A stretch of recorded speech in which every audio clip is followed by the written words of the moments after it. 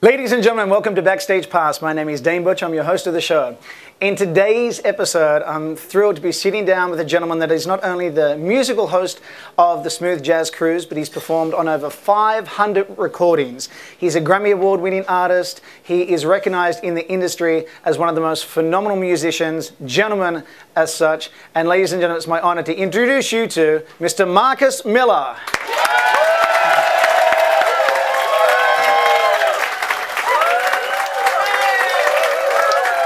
Hey.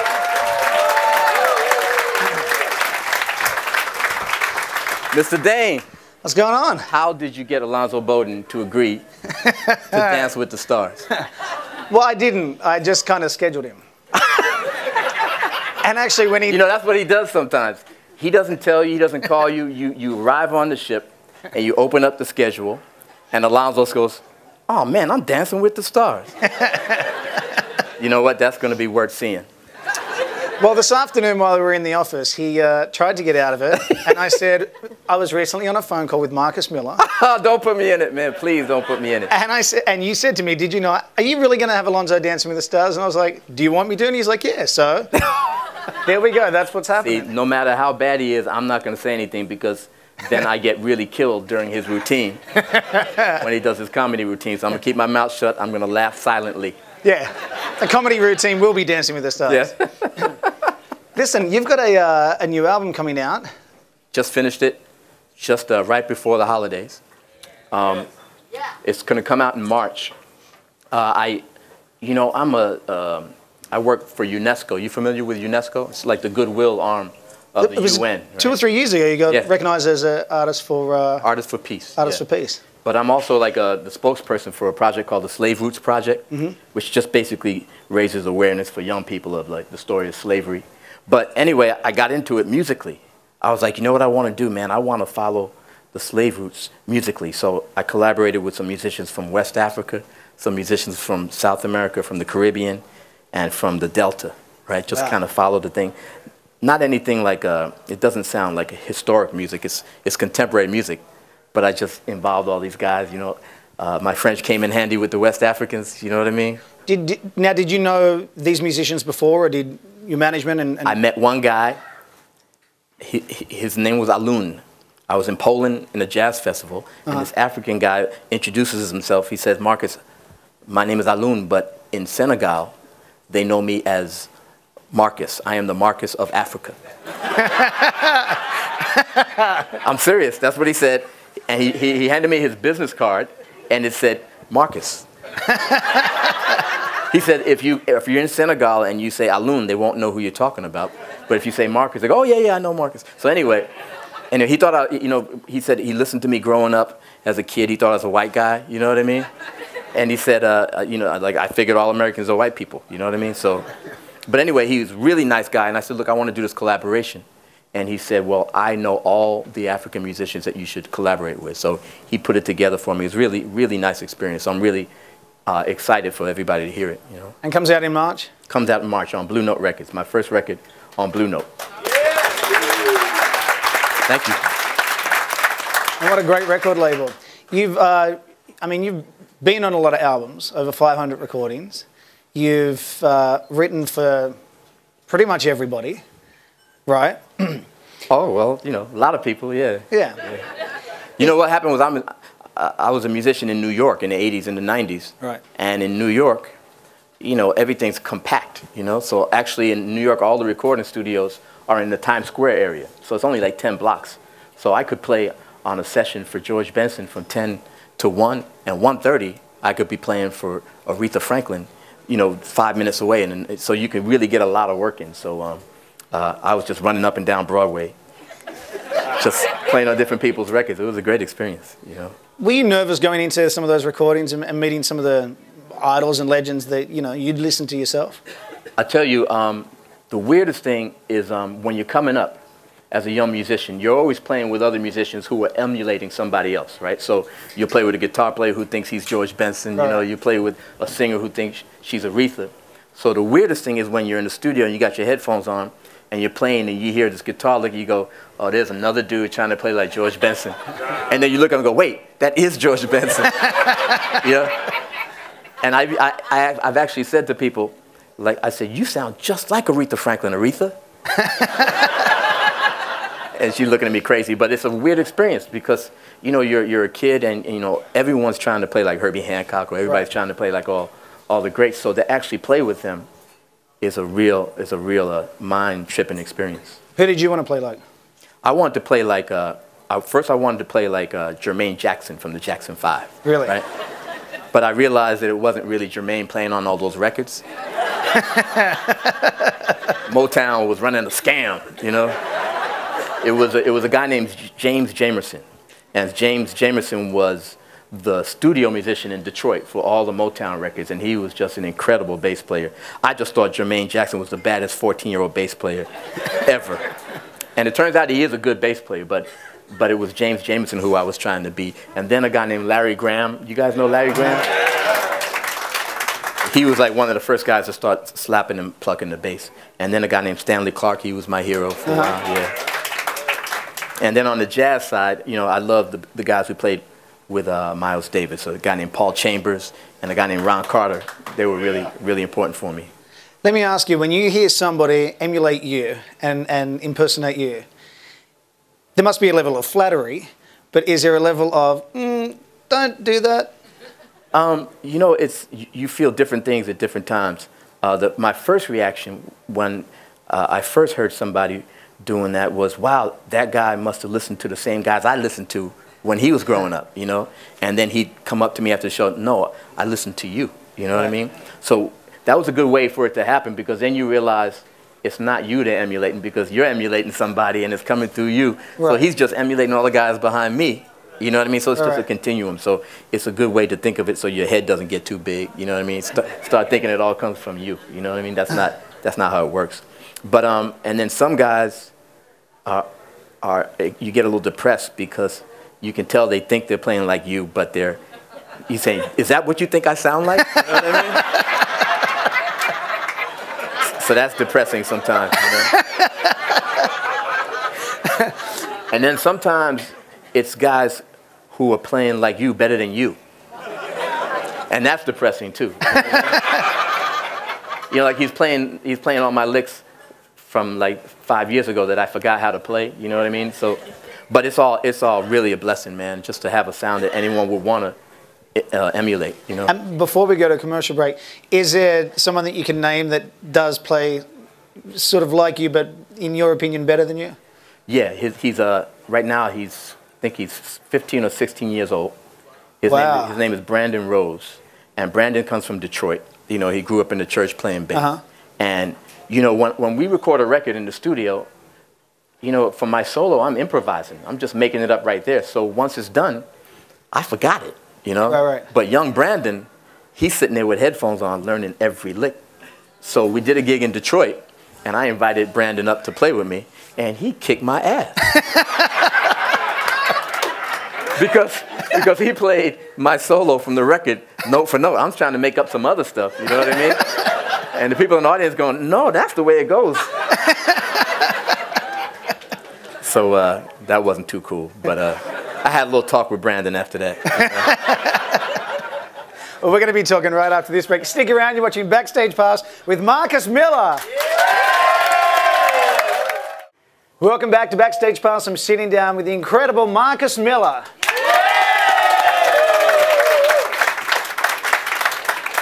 I want to touch base on a couple of things that, to be honest, are a little bit sensitive. And I want to start with the bus crash that happened a few years ago.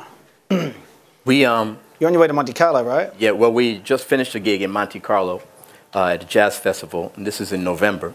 And after the gig, as usual, we had to get on the bus at 3:30, 4 o'clock a.m. to drive, I don't know, 17 hours to a gig we had in Holland. And so we got on the bus, and we all sleep on the bus. They have, you know, bunks, one on top of the other, and I had a lounge in the back on the second floor. Anyway, I guess 3 or 4 hours into the trip, we're all asleep, and next thing you know, we hear a big crash, and it turns out that the bus driver had lost control of the bus, hit the side rail, and the whole bus flipped on its side, right?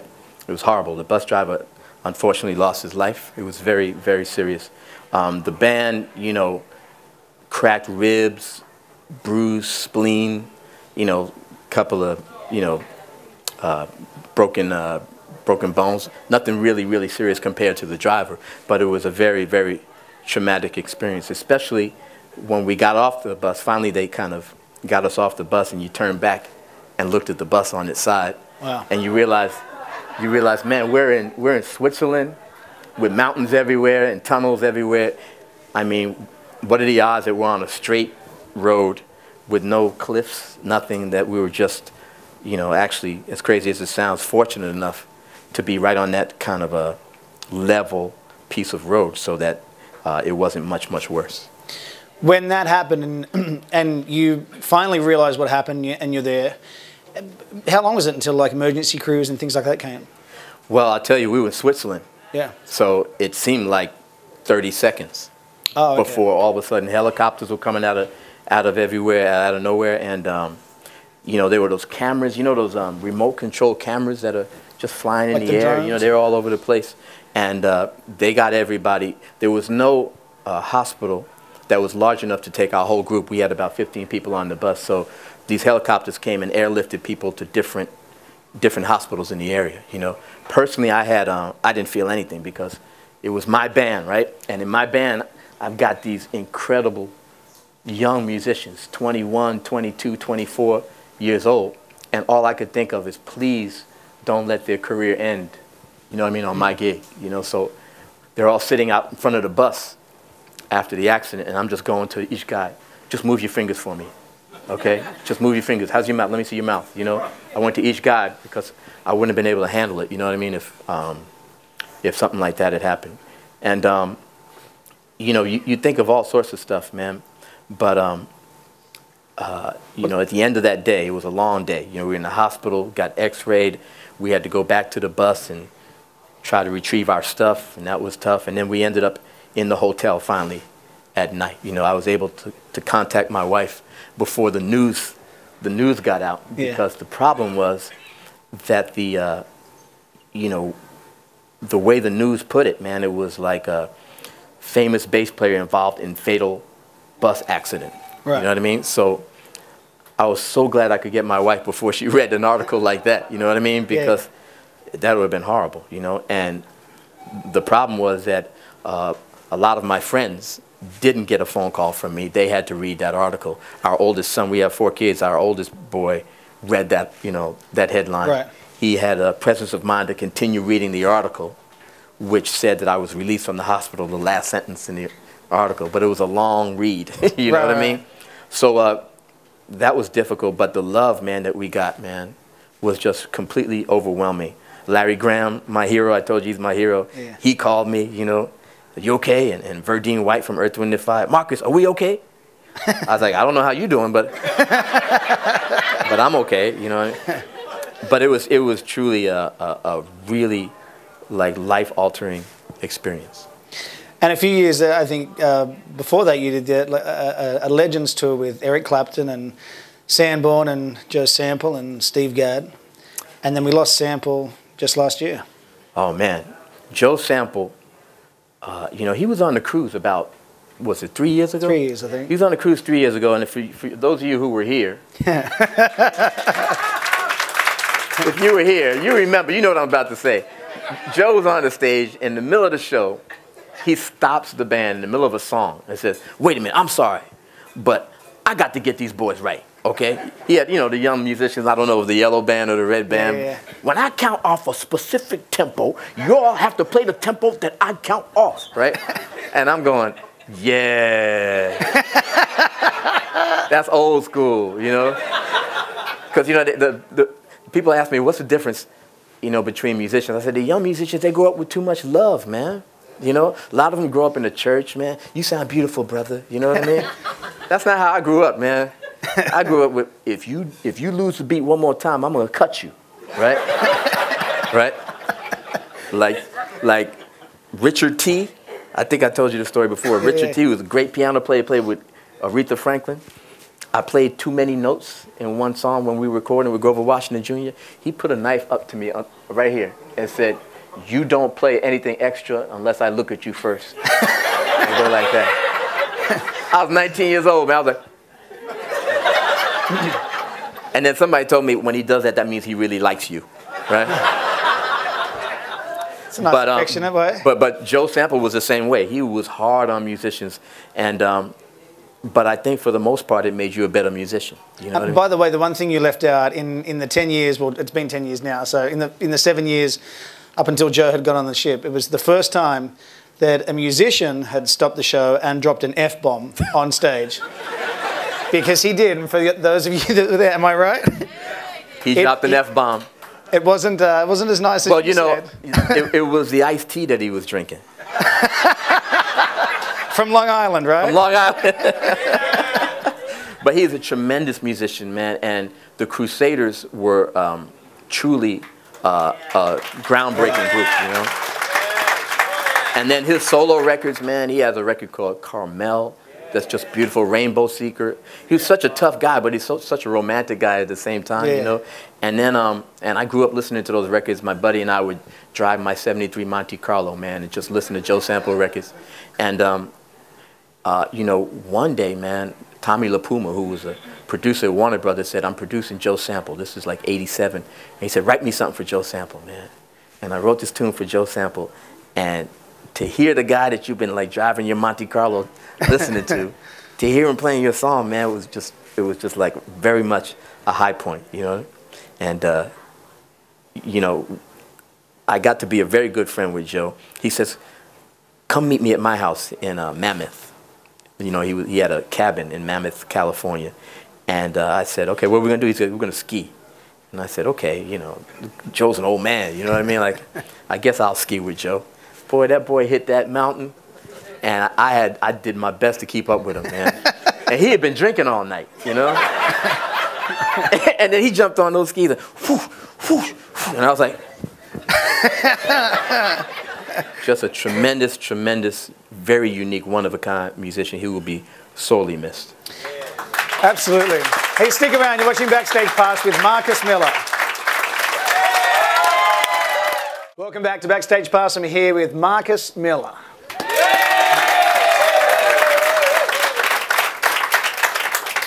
I'm not sure where we were. I think we might have been in LA, and Michael Lazaroff and I had just had dinner with Alonzo at a restaurant, and we were talking about the restaurant, and you told a very funny story about a friend of yours that you wrote The Power of Love for, that was very close to you, but we were eating at a place in LA called Roscoe's Chicken.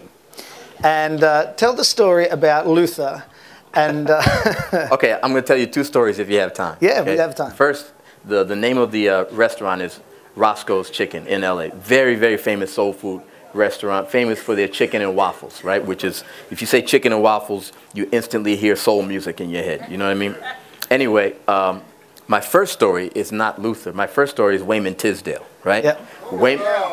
Wayman calls me up and he says, "Marcus, Regina and I are going to get married, right? And we're going to spend part of our honeymoon in Los Angeles. Can you recommend some restaurants, nice restaurants, because this is going to be our honeymoon?" I said, "Absolutely." So I gave him Roscoe's. I said, "That's just, you know, for breakfast, you know, get some chicken and waffles, you know." And then I gave him a place on PCH, Pacific Coast Highway, really nice, swanky places. I gave him about 4 places. Anyway, after his honeymoon's over, I called Wayman and said, "How'd it go?" He said, "Man, we had the greatest time." And I said, "Nice, man. Did you go to Roscoe's?" He said, "Oh, man, it was incredible, man. We had the chicken and waffle special, man. It blew our minds." I said, "Okay, how about Michael's? Did you go to Michael's on PCH?" He goes, "Dude, we went to Roscoe's every day." I said, "You went to Roscoe's every day on your honeymoon? You ate chicken and waffles?" He said, "Yeah, we was happy as we could be." You know? So that's my Wayman story. Luther Vandross is the one who introduced me to Roscoe's. And he was so famous that eating in Roscoe's would be impossible for him. You know what I mean? He would never get to the next bite because everyone would be asking for autographs and stuff. So he would send me in, right, with an order, right? And he'd wait outside in his car around the corner. So I would go in and I'd say, "Can I have half a chicken smothered?" And, you know, because it was very specific, you know, what he was asking for. Anyway, I'd order the food, and then I'd bring it right around the corner, and we'd sit in his car and eat Roscoe's listening to Aretha Franklin records, man. One of my best memories ever, man. You know? What was it like working with him? It was amazing, man. You know, Luther and I met, we were both studio musicians in New York. And like I was saying, you know, as a studio musician in New York, you're just running up and down Broadway making different dates. Luther was doing the same thing. Mm-hmm. And lots of times they would add the background vocals to records after the rhythm section had played the music. They would overdub it, right? So lots of times we would be leaving and I'd see Luther coming in. And, you know, I was a little smart ass. Don't mess up this track. We played good. Don't mess it up, you know? And he just rolled his eyes at me. So we got in the Roberta Flack's band together. She was doing gigs on the weekends, so we could do our sessions during the week, and we could play with Roberta on the weekends. And we became close then, man. You know, I was a music snob, so I didn't really, you know, listen to singers too much. So he took care of that. He gave me some schooling on great singers, man, and I owe him a lot. Anyway, we did a big demo for Luther at some point, and it became huge, million seller, never too much. And we continued from there. And it was just because we had started together, man, we had a really cool way of working. We didn't have to talk a lot, you know. Was he a one-take wonder? Or was he was a one-take wonder. In other words, all the records that you remember Luther for, you know, these days the band plays the song, and the producer says, okay, everyone go home, and then the singer comes in, and the singer sings the song maybe 7 or 8 times, and then the producer takes lines from take 1 and second line from take 2, and they make a composite of all the best lines, which is cool. It sounds perfect, right? Right. But sometimes it misses something because it doesn't have that feeling that happens when you do it like Luther did it, which was I'm sitting there, the drummer's there, the guitar player's there, and Luther's right there, and we're all doing it together. So if you hear a song Superstar, right, which is, you know, beautiful song that Luther recorded, and he starts going, keep it right there, keep it right there. He's talking to me and the drummer, right? Right? Everybody thinks he's talking to whatever girl he was singing to. He was telling the bass player and the drummer, don't put no jazz in here right now. I want that soulful, simple R&B groove. Keep it right there, keep it, don't change it, don't mess my song up. That's what he's saying. But that was, he didn't intend for that to stay on the record. He was just, you know, giving us instruction, and then he figured we would turn that off when we mixed the record. But it sounded so cool, he ended up leaving it on there, and that's one of the nicest parts of the record. So that's what you get when, you know, when everybody's interacting together, you know. Well, man, I want to thank you because it's been to get the insight into stories about people like Joe Sample, Luther Vandross, Wayman Tisdale, and of course, you know, your background and history with all the people you've worked with. It's an honor to hear those firsthand and to tell people, and you know, to watch you on stage and to watch you direct a show with the simple look of an eye or just the, you know, the move of your bass, and you orchestrate things so incredibly well. And you know, it's an honor to have you here, and on behalf of everybody, thank you so much. And we look forward to the new album coming out in March. Backstage Pass with Marcus Miller. Thanks, man.